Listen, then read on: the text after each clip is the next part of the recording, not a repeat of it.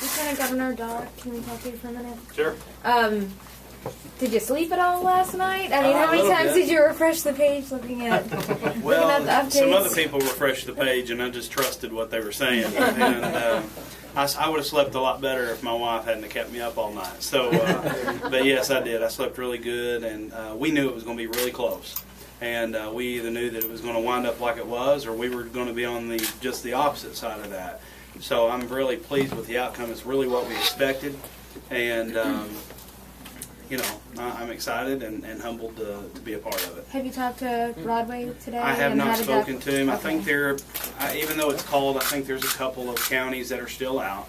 And listen, Senator Broadway, you know, it's been said he's a fixture at the Capitol. And he is. And I know that it's going to take time for him and his wife to visit together. I don't want to take anything away from him. He is a classy individual. And campaigning against him this last year, he has been nothing but nice to me and respectful. I have nothing but the utmost respect for him. You mentioned somebody said, you know, the national aspect of this race. In your ad, you said that you were going to fight the Obama agenda. Yep. How do you plan to do that in the Lieutenant Governor's office? Well, I tell you, it starts at the very basic level of doing your filing fee. When you pay your filing fee, that money goes straight up the top, whether that's on the Republican side or the Democrat side.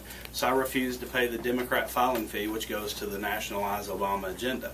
Also, I don't support nationalized health care. I haven't beat around the bush about that. Arkansans can't afford it. It's unconstitutional, and we don't want it. So hopefully in the coming months, we'll see our Attorney General actually step up and join in a lawsuit against nationalized health care. If he doesn't do it, hopefully the governor will. Because I think the people yesterday, their vote was saying, hey, yeah, we like you, but we have some reservations on some things. And I think nationalized health care and nationalized politics had a huge outcome with this. And I don't beat around the bush. I'm proud of that. And so if those two individuals refuse to stand up for the people of Arkansas, I will fight the Obama agenda and file a lawsuit against nationalized health care. Representative Burris, actually, following up on that, you talk about, you aren't going to be focusing on a major overhaul of state government. But how much are these national issues going to play into the session next year? Is this going to be a session where you focus on health care and really focus on these national issues instead of state issues? No, I think the only national issues we'll focus on are the national issues that affect us, and health care is a perfect example. The cost of the Medicaid services that we provide now is already unsustainable. We were talking about a $500 million shortfall in the coming 2 or 3 years. By our own calculation and by the governor's admission, the expansion of the Medicaid program is going to cost an additional $200 million on an already broken program. Health care reform is a very relevant issue in the state of Arkansas. What are we going to do? I don't know. We've got to change the way that we do business on Medicaid, on prisons, on roads, and all the way down the list. And so, you know, what exactly it's going to be on each one of those issues, I don't know yet. Like I said, we're going to talk to our members. We're going to talk to people. We're going to find out. That work's taking place now. But you know, the direct answer to your question: are we going to deal with the national issues that affect our state? Absolutely, we have to. That's our job.